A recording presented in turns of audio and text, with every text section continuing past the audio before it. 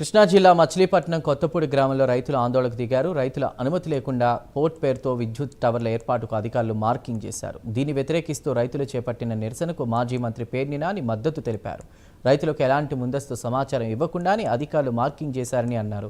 High voltage విద్యుత్ లైన్ల వల్ల తమ భూమికి విలువ లేకుండా పోతుందని రైతులు ఆవేదన వ్యక్తం చేస్తున్నారని అన్నారు.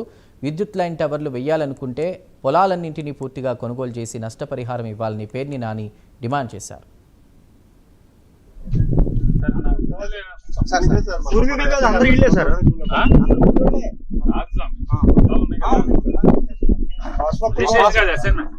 తీశారు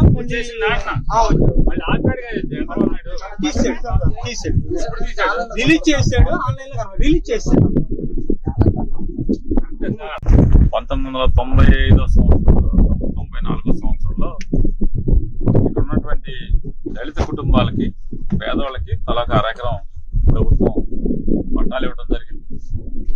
తర్వాత జగన్మోహన్ రెడ్డి గారి ప్రభుత్వం వచ్చిన తర్వాత ఆ పట్టాలన్నింటినీ కూడా వారికి ప్రైవేట్ ఆస్తుల కింద మార్చడం జరిగింది. ప్రైవేట్ ఆస్తుల కింద మార్చినటువంటి భూమిలో